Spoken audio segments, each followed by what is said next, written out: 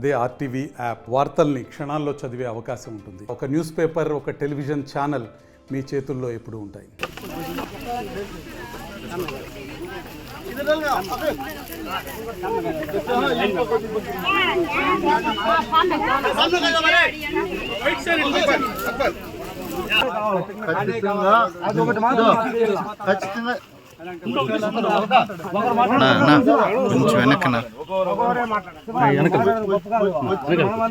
అందరూ వచ్చిన వాళ్ళంతా చెప్పేది ఎన్నైనా చెప్పింది.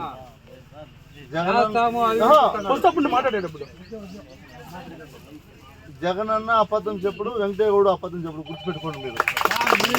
ఎలా అంటే ఇప్పుడు 2014 ఎలక్షన్లప్పుడు చంద్రబాబు నాయుడు అలివి కాని హామీలు 600 చెప్పినాడా లేదా?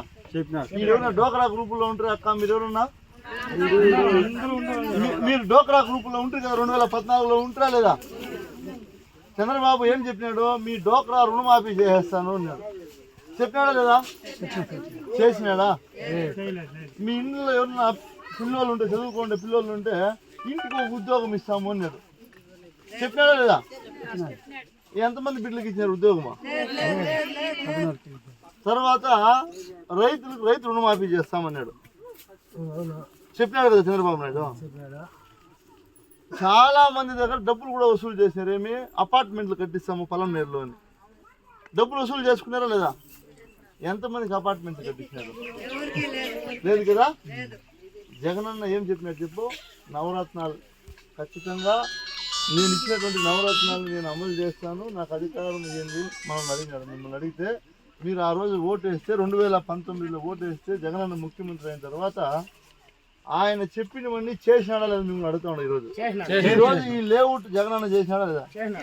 మీరు అడుగుతా ఉండేది ఒక రోడ్డు, ఆ రోడ్డుకు పోయి బ్రిడ్జ్, అది మేము చేపిస్తాం. సరేనా?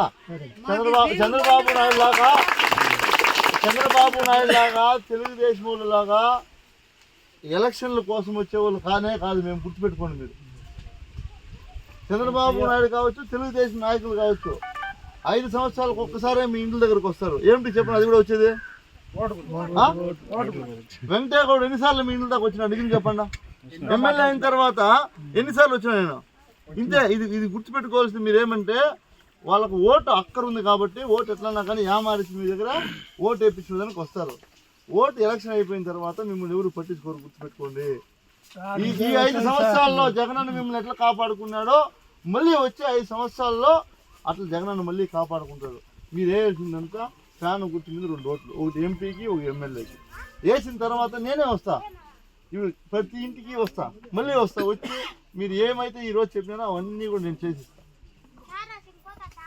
నేను చెప్పేది నిజమా కాదా? కాబట్టి అందరి కథ నాకు చెప్పద్దండి, నాది జగనన్నది మాత్రమే చెప్పండి.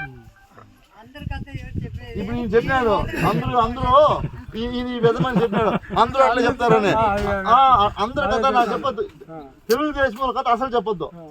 మేము మాట చెప్తే నెరవేరుస్తాం. ఆయన మరి అనుకో కమ్ములు జుంకులు తీస్తా అని చెప్తారు. కరెక్ట్ కదా. ఈ రోడ్డు కావాలంటే జగనన్న మళ్ళీ ముఖ్యమంత్రి కావాలి. అంతే, గుర్తుపెట్టుకోండి.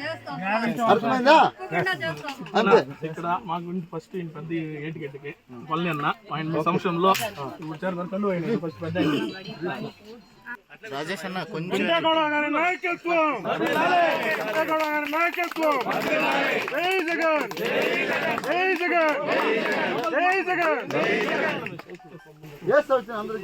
అందరికి ఒకటి టీచర్లు చేస్తాం. ఇదేనా నర్సన్న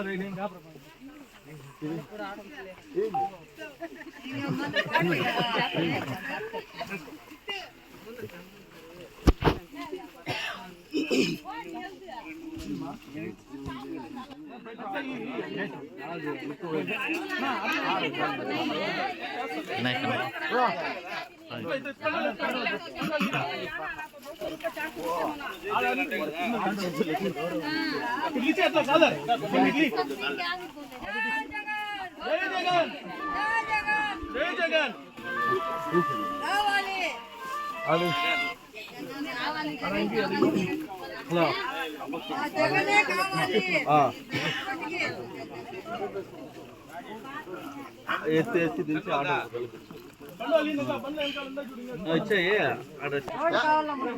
మీకు ఇచ్చిన ఈ స్థలాలు ప్రభుత్వం జగనన్న డబ్బులు పెట్టి కొని మీకు సైట్స్ ఇచ్చి ఇల్లు ఇచ్చినారు. అంతకుముందు ఎవరైనా ఇచ్చారా?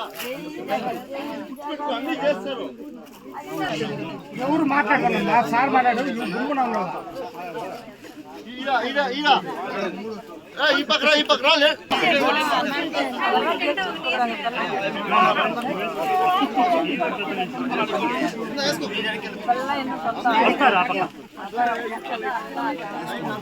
అందరూ అంటే వెనకంట వచ్చారు రాయేష్ ఆడే అంట ఉండు.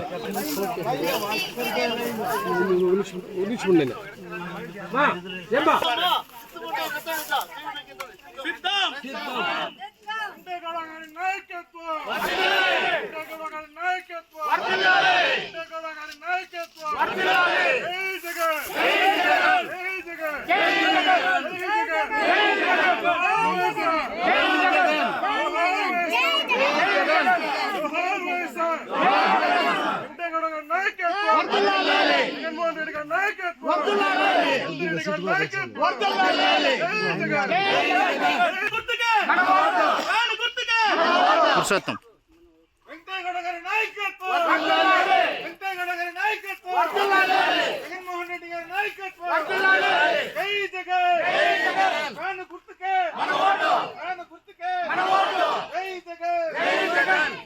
నమస్తే అండి. ఇది వ్యాపారం గురించి కాదు, ఓటు గురించి. ఎన్నికల్లో ఓటు వేయడం మన హక్కు మాత్రమే కాదు, కర్తవ్యం. ఎంతో మంది మహా నేతలు శ్రమించి ప్రాణత్యాగం చేసి ఈ అవకాశాన్ని మనకిప్పించారు. అందరూ ఓటు వేద్దాం. ఎందుకంటే ఓటు హక్కు ఊరికే రాదు. నా ఓటు ఎవరికో తెలుసా? అది సీక్రెట్ అండి.